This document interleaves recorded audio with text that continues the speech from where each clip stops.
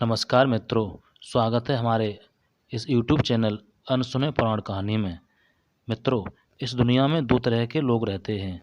एक वह लोग रहते हैं जो मानते हैं कि भाग्य आदि कुछ नहीं होता है और कर्म ही की प्रधानता में वो अपनी ज़िंदगी को जीते हैं।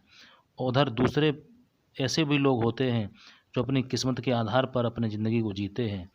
उनका किस्मत पर पूरा भरोसा होता है, उनका पूरा ही दृढ़ विश्वास होता है जो किस्मत में जो भाग्य में लिखा होगा वही होके रहेगा। लेकिन हम आपको बताएंगे कि गीता में भगवान कृष्ण ने अर्जुन को कर्म की ही प्रधानता दी है और कहा भी है, कर्म प्रधान विश्व कर राखा। गीता में भगवान कृष्ण ने अर्जुन से कहा है कि अर्जुन, कर्म तो करना ही पड़ता है, कर्म के पीछे भाग्य रहता है। आइए, ज़्यादा समय आपका न लेते हुए आपको जो इसमें कहानी जो छिपी हुई है, आपको ज्ञानवर्धक कहानी बताने वाले हैं, उसकी ओर देखते हैं। एक लड़का था जो उसके पिताजी बड़े धनवान थे, बड़े सेठ थे। उनके गुजर जाने के बाद में लड़का धीरे धीरे अपनी संपत्ति को बर्बाद कर देता है। संपत्ति पूरी बर्बाद होने के बाद में उसके पास जब कुछ नहीं रहता है तो एक बार लड़का सर को नीचे झुकाए हुए मनहीन होकर के बैठा हुआ था, बड़ी निराशता में था, उदासीनता में था। कहने लगा, अब दुनिया में क्या कुछ होने वाला है। पिताजी की जो भी संपत्ति थी उसमें से कुछ नहीं रहा। अब हम बड़े गरीब हो चुके हैं, कुछ नहीं हमारे पास रहा।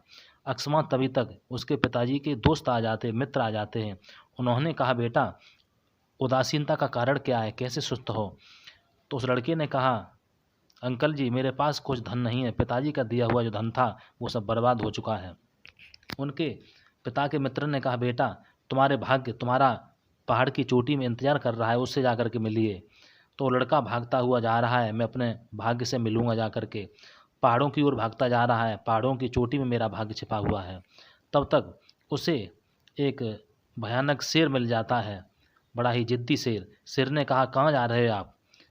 उस लड़के ने कहा, मैं जा रहा हूँ अपने भाग्य से मिलने के लिए, भाग्य मेरा इंतजार कर रहा है। शेर ने कहा, जाओ, मेरे भी तबीयत के बारे में अपने भाग्य से पूछ लेना कि मेरी तबीयत कैसी रहेगी। मैं बड़ा सुस्त रहता हूँ, दुखी बेचैन रहता हूँ। लड़का ने कहा, ठीक है। शेर ने कहा, हमको बताना अवश्य लौट के, नहीं अगर बताओगे तो हम तुमको खा लेंगे। से वो लड़का आगे बढ़ता हुआ जा रहा है पहाड़ों की चोटी पर अपने भाग्य से मिलने के लिए। तब तक देखा है उसने आगे एक बाग की रखवाली कर रही थी एक मालिन। मालिन ने कहा, जाइए, आप कहाँ जा रहे हैं, इधर आओ। तो उस लड़का ने कहा, मैं अपने भाग्य से मिलने के लिए जा रहा हूँ, मेरा भाग्य मेरा इंतजार कर रहा है। तो वो लड़का, उस मालकिन ने कहा, बाग की रखवाली कर रही थी, उसने कहा, तुम जाओ, मेरे भी बाग के जितने भी फल आते हैं, कड़ुए आते हैं, जाकर के मेरे बाग के बारे में पूछ लेना अपने भाग्य से। लड़का ने कहा, ठीक है। उसने कहा बाग की रखवाली करने वाली मालिक ने कि मुझसे मिल के आप ज़रूर जाना। उसके आगे बढ़ के देखा है एक व्यापारी मिला है। व्यापारी ने कहा कि हे भैया, तुम कहाँ घबराते हुए भागते हुए जा रहे हो? लड़का कहने लगा, अब अपने भाग्य से मिलने के लिए जा रहा हूँ, भाग्य मेरा इंतजार कर रहा है। व्यापारी ने कहा, हमें अपना जो भी हम व्यापार कर रहे हैं उसमें नुकसान होता है, हानि होती है, हमको लाभ नहीं होता। हमारी किस्मत के बारे में अपने भाग्य से पूछ लेना। लड़का ने कहा, ठीक है, सच है। तो जाकर के भाग्य के पास में भागता हुआ जब पहुंचा है वो लड़का, तो अपने भाग्य से जाकर के कहने लगा, मैं तुमसे मिलने के लिए आया हूँ। मेरे पिताजी का दिया हुआ जितना भी धन माल खजाना था वो सब बर्बाद हो चुका है। अब आगे क्या होना है, आप मेरे साथ चलिए। भाग कहने लगा, आप घर पर पहुँचो, मैं तुम्हारे पीछे पीछे आ रहा हूँ। लड़का भागता हुआ आगे आगे चला जा रहा है। तब तक वही व्यापारी रास्ता में मिल गया। व्यापारी ने पूछा, कहो, आपने अपने मेरे भाग्य के बारे में कुछ पूछा, मेरे बारे में अपने भाग्य से? लड़का कहने लगा, हाँ, मैंने पूछा। हमारे भाग्य ने आपके बारे में ये बताया है, आप जो भी व्यापार कर रहे हैं उससे आप जब तक भगवान का नाम लेंगे, सुबह शाम भगवान की स्तुति करेंगे, भजन करेंगे, तभी आपके व्यापार में उन्नति होगी।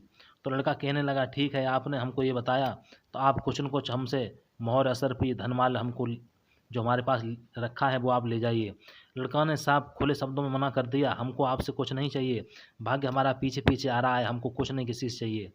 खुले शब्दों में मना कर दिया उस लड़के ने। उसके बाद में बाग की जो मालिन थी वो बोली है, कहिए, आपने हमारे बारे में कुछ पूछा अपने भाग्य से? लड़का कहने लगा, हाँ, मैंने आपके बारे में पूछा। क्या कहा? ये कहा, आपके जो बाग में पानी आता है, जहाँ से पानी आता है वहाँ पर उसके नीचे सोना गड़ा हुआ है। उस सोने को अगर आप उखाड़ लोगे तो आपका पानी जो आएगा शुद्ध और आपके बाग में मीठे फल आने लगेंगे।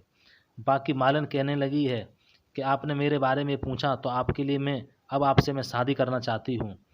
वो लड़का कहने लगा आपसे मैं शादी नहीं करूँगा, आपसे शादी नहीं करूँगा क्योंकि भाग्य मेरे पीछे पीछे आ रहा है, मैं आपसे कुछ नहीं शादी वादी करूँगा। अब लड़का आगे भागता हुआ पहुँच जा रहा है, भाग्य पीछे पीछे आ रहा है। उससे आगे जाकर के देखा शेर मिला। शेर ने कहा कहिए आपने हमारे बारे में क्या पूछा। वो लड़का कहने लगा आपके बारे में ये कहा कि आप जितने भी जंगली जानवरों को, जो स्वस्थ जानवर होते हैं उनका ही भक्षण करें, जो बीमारी के मारे हुए जिनको बीमारी शरीर में होती है उन जानवरों का आप भक्षण करेंगे तो आपका जल्दी से जल्दी अंत समय आ जाएगा। शेर ने कहा धन्य है, मैं आपको कुछ पुरस्कार देना चाहता हूँ, आपने हमारे बारे में ये विचार किया सोचा। लड़का कहने लगा आपसे हमें कुछ नहीं चाहिए क्योंकि हमको व्यापारी ने धन माल देने के लिए चाहा, मैंने उससे मना कर दिया। बाकी मालिन ने हमको धन देने के लिए कहा, शादी करने के लिए कहा, उससे भी खुले शब्दों में मना कर दिया।